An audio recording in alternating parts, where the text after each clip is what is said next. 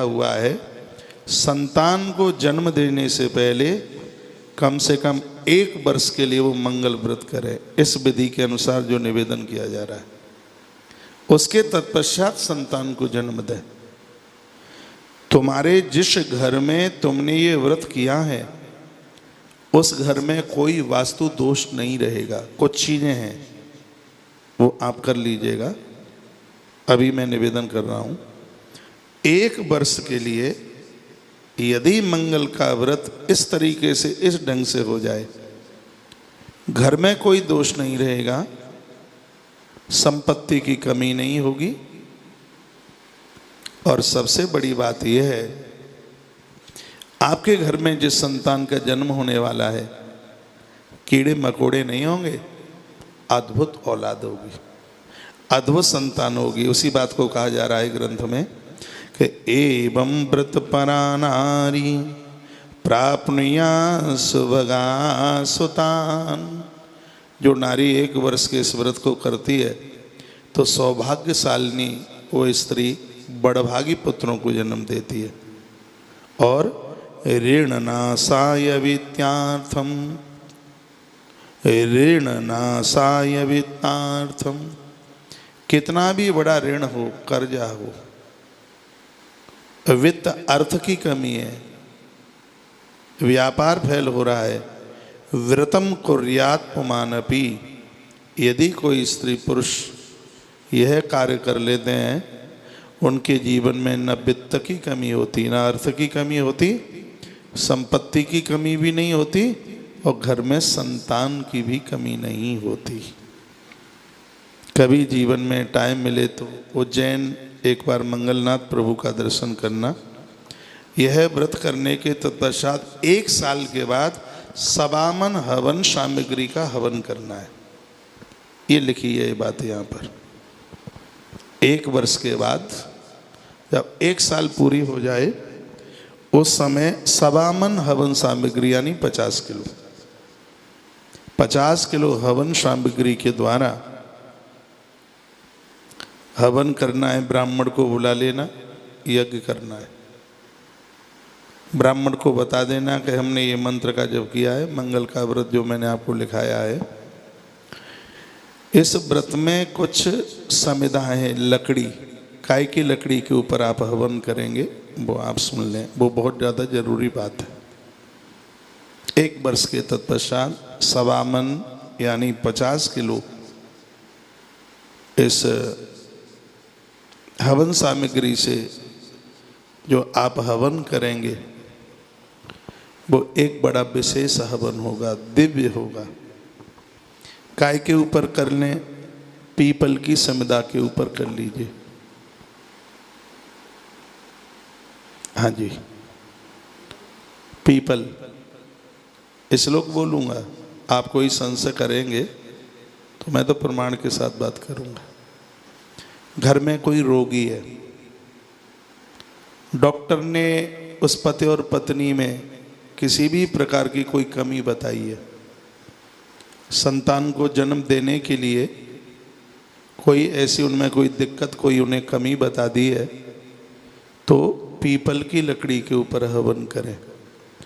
व्यापार फेल हो रहा है, दुकान नहीं चल रही है, आम की लकड़ी के ऊपर हवन करें। पुराना घर है, कोई रात्रि को गलत सपना देखा जाता है, कोई ऐसी दिक्कत सी वैसी परेशानी हो रही है, तो लिख लीजिए समी की लकड़ी के ऊपर हवन करें। 3 तरह की लकड़ियां समुदाय मैंने आपको निवेदन की है। संतान प्राप्ति के लिए कहीं डॉक्टर्स लोगों को भी नहीं पता होता, और स्त्री पुरुष में कहीं न कहीं वो ऐसी कोई कमी जिसकी वजह से संतान उत्पत्ति नहीं हो पा रही है, पीपल की लकड़ी के ऊपर हवन। कारोबार रुका है, आम की लकड़ी के ऊपर हवन। घर में कोई ऐसी बेचैनी सी है, गलत स्वप्न आते हैं, घर में पहुंचते ही दिमाग भारी होता है, तो उसमें आप समी की लकड़ी के ऊपर आप हवन कीजिए, यज्ञ कीजिए, बहुत प्रभावी होगा। एक श्लोक बोले देता हूँ क्या लिखा है कि विष रोगादि पीड़ासु कलहि स्वजनोद्भवे पिप्पलो अथ समृद्धिशः जुहु यात्रा निवृत्तये। अब सुन लें, जिस घर में लोग रोग से पीड़ित हैं, रोग से पीड़ित हैं, भाई बंधु में कलह है, भाइयों में बहुत झगड़ा है, एक दूसरे की प्रॉपर्टी को, ये तो साधारण मकान में, बहुत ध्यान से सुनिएगा, वैसे भी आप हर मंगलवार को पीपल की लकड़ी के ऊपर हवन करते हैं तो उसकी महिमा ग्रंथ में लिखी है, वास्तुशास्त्र में। जिस घर में भाई भाइयों में अनबन है, बनती नहीं है, बाप बेटे में झगड़ा है, सासू बहू में झगड़ा है, घर में कोई रोगी है, दवाई फायदा नहीं करती, संतान प्राप्ति के लिए वो स्त्री और पुरुष अपनी दवाई करा रहे हैं और उसका फायदा नहीं मिल पा रहा है, उसके लिए कितना सुंदर श्लोक है। विष रोगादि पीड़ासु कलहि स्वजनो भवेत् पिप्पलोत्थ समेदभिष्यः जुहु याता निवृत्तये। ये लिखा है विष रोगादि पीड़ा से भाई बंधुओं में, पुत्र पिता में, घर की स्त्रियों में, आपस में किसी भी प्रकार का झगड़ा है, भाई भाई की संपत्ति को मार रहा है, भाई भाई के मकान पर कब्जा कर रहा है, तो उसके निवारणार्थ के लिए पीपल की समिधा से बढ़कर और कोई लकड़ी ही नहीं है। पीपल, ये देखो, पता नहीं होगा लोगों को, और हम तो वही बताएंगे जो नहीं पता है। अभिमान के साथ नहीं कह रहे हैं, बड़ी विनम्रता के साथ कह रहे हैं। पीपल की लकड़ी पर हवन करने के इतने फायदे हैं, रोग का निवारण करे, घर का झगड़ा खत्म कर दे, बाप बेटे में, पति पत्नी में न बने, भाई भाई में न बने, एक दूसरे पर मारने को तारू हैं भाई भाई। तो ये पीपल की लकड़ी मंगलवार प्रदोष वाली तिथि में,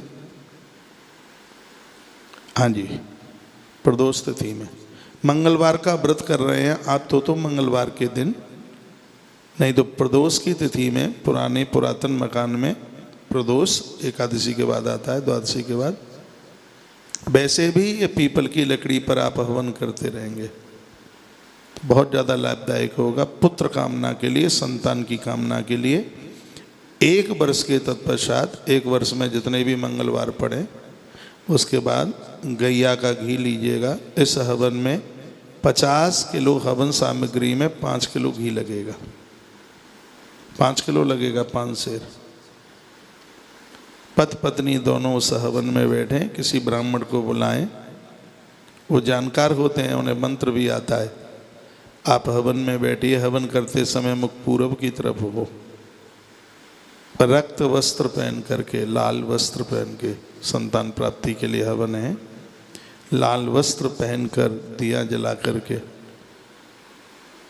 पत्नी को दाएं भाग में बैठा करके हवन किया जाए। कटोरे में खीर रखी जाए, खीर की आहुति डाली जाए, उस खीर को बचाया जाए, उस खीर को प्रसाद रूप में जो बची है उसको पति और पत्नी दोनों उसको प्रसाद रूप में ले लें, जिससे संतानोत्पत्ति होगी। याद रखिएगा, यह हवन पीपल की लकड़ी के ऊपर बहुत ज़्यादा प्रभावशाली होगा। आम्र, पीपल और शमी घर के संपूर्ण दोषों को बाहर निकाल देते हैं। तो भगवान कृपा करे, आज का ये प्रोग्राम मेरी बहनें सुन रही हैं, संतान जन्म के लिए, घर की दरिद्रता को समाप्त करने के लिए, घर के कलह को, लिखा है कलहे स्वजनोद्भवे, कलहे स्वजनोद्भवे, स्वजन कहते हैं परिवारी जन, परिवारी जनों में आपस में कलह, झगड़ा है, घर में बन नहीं रही है, तो यदि यह काम आप कर लेते हैं तो भगवान मंगलनाथ की कृपा से घर में किसी भी प्रकार का दोष नहीं रहता। तो आपके भले ही पुरातन मकान है, पुराने मकान है, व्यापार ठप पड़ा है, दुकान चल नहीं रही है, फैक्ट्री चल नहीं रही है और घर में संतान का अभाव है, उसके निमित्त ये आज का प्रवचन किया गया है। आपके